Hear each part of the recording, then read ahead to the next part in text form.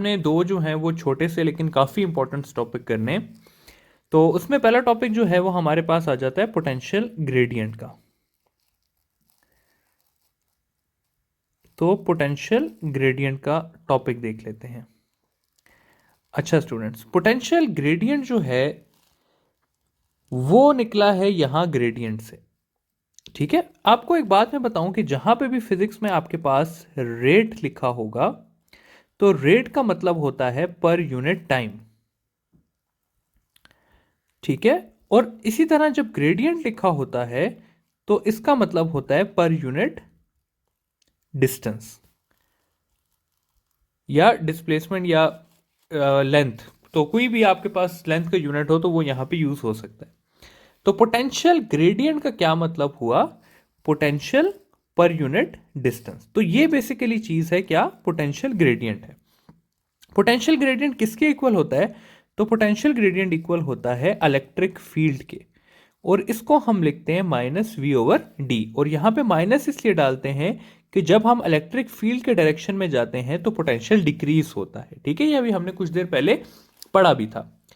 इसका कॉन्सेप्ट आया कहां से स्टूडेंट्स? इसका कॉन्सेप्ट यहां से आया कि हम कहते हैं हमारे पास दो प्लेट्स हैं, एक जो है हमारी पॉजिटिव प्लेट है, दूसरी जो है वो हमारी नेगेटिव प्लेट है।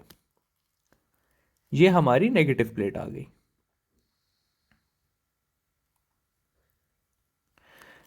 तो ये इसके बीच का डिस्टेंस आ गया, और ये इसकी जो है ये इलेक्ट्रिक फील्ड है।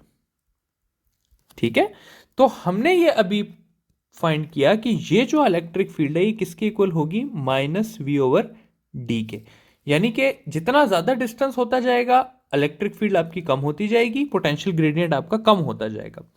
जितना ज्यादा आप बैटरी का पोटेंशियल बढ़ाएंगे उतनी ज्यादा आपके पास इलेक्ट्रिक फील्ड की वैल्यू या पोटेंशियल ग्रेडियंट की वैल्यू ज्यादा होगी। अब इससे आपसे बहुत सिंपल सवाल पूछे जाते हैं जो आप लोग गलत कर देते हैं। सबसे पहला सवाल आपसे पूछा जाता है कि potential gradient is a vector और स्केलर। तो ये वेक्टर क्वांटिटी है, क्यों? क्योंकि ई जो है वो आपके पास वेक्टर क्वांटिटी है। पोटेंशियल ग्रेडियंट का एसआई यूनिट क्या है? तो पोटेंशियल ग्रेडियंट का वही एसआई यूनिट है जो इलेक्ट्रिक फील्ड का है, जो कि क्या है हमारे पास? न्यूटन पर कूलम है। फिर एक और चीज अगर मैं आपको बताऊं स्टूडेंट्स, आगे के टॉपिक से रिलेटेड है, लेकिन आपसे कभी कभी पूछ लेते हैं कि कैपेसिटर की इलेक्ट्रिक फील्ड कितनी है। कैपेसिटर की इलेक्ट्रिक फील्ड कितनी होती है? तो ये देखें स्टूडेंट्स कि ये क्या बना हुआ है आपके पास। ये एक प्लेट है आपके पास, ये दूसरी प्लेट है, और इसके बीच में स्पेस है।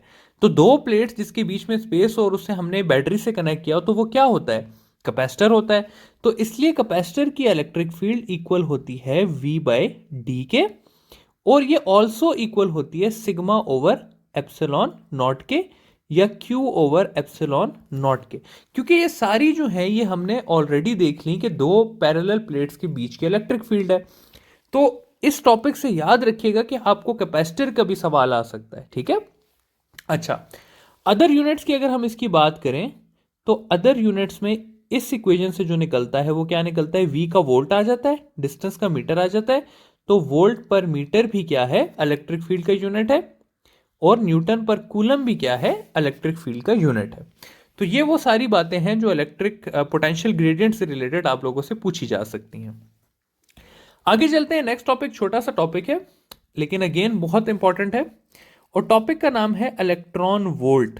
कि इलेक्ट्रॉन वोल्ट क्या होता है? अच्छा, इलेक्ट्रॉन वोल्ट स्टूडेंट, सबसे पहले मैं यहां बड़ा बड़ा लिख रहा हूं, गलती ना कीजिएगा प्लीज, कि electron volt is a unit of energy. यहां पर मैं एनर्जी को मजीद हाईलाइट कर देता हूं कि electron volt is a unit of energy. मैंने कुछ नहीं पढ़ाया, मैंने सबसे पहले आपको यह लिखवाया क्योंकि यह वो सवाल है जो बार बार आएगा और आप लोग बार बार गलत करेंगे। ठीक है, तो यह आप लोगों ने याद रखना है कि electron volt is a unit of energy, it is not a unit of potential. Electron volt की डेफिनेशन क्या है? इलेक्ट्रॉन वोल्ट की डेफिनेशन है कि energy gained by an electron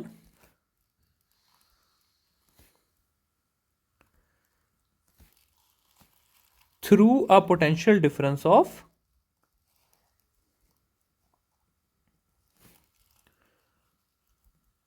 1 volt. मतलब क्या है इसका? मतलब ये है कि अभी हमने पढ़ा था कि एनर्जी जो है वो इक्वल होती है V इंटू क्यू के। अब अगर मैं V को जो है वो 1 वोल्ट ले लूं और चार्ज में ले लूं चार्ज ऑफ इलेक्ट्रॉन यानी कि 1.6 एक्सपोनेंट माइनस 19, तो ये बन जाता है मेरे पास 1.6 एक्सपोनेंट माइनस 19 जाउल। और ये 1.6 एक्सपोनेंट माइनस 19 जाउल जो है ना, ये इक्वल होता है आपके पास 1 इलेक्ट्रॉन वोल्ट के। ठीक है, तो ये बात आप लोगों ने याद रखनी है कि 1 electron volt is equal to 1.6 exponent 10 raise to the power minus 19 joule, या 1 joule is equal to 6.2 exponent 10 raise to the power 18 electron volt. ठीक है, अच्छा, अब इलेक्ट्रॉन वोल्ट में से एक कॉमन सवाल जो आप लोगों से पूछा जाता है, सवाल इस तरह से आप लोगों को दिया होता है कि प्रोटॉन का जो मैस है वो 1840 टाइम्स ज्यादा है इलेक्ट्रॉन से, तो 1 प्रोटॉन वोल्ट क्या होगा? तो स्टूडेंट्स आप लोगों ने हमेशा ये बात याद रखनी है कि 1 इलेक्ट्रॉन वोल्ट और 1 प्रोटॉन वोल्ट हमेशा इक्वल होते हैं। उसका रीजन क्या है कि इलेक्ट्रिकल एनर्जी में आपके पास पोटेंशियल और चार्ज का जिक्र आता है, इसमें कहीं मास का जिक्र नहीं है। तो जब पोटेंशियल 1 वोल्ट रखेंगे हम, चार्ज ऑफ प्रोटॉन हम 1.6 exponent 10 to the power minus 19 रखेंगे, तो अगेन हमारे पास आंसर यही आएगा। तो ये है प्रोटॉन वोल्ट। मेन चीज क्या याद रखनी है कि it is a unit of energy. 1 electron volt में कितने जाउल्स होते हैं? 1 जाउल में आपके पास कितने इलेक्ट्रॉन वोल्ट्स होते हैं? ठीक है, ये सारी बातें इंपॉर्टेंट हैं।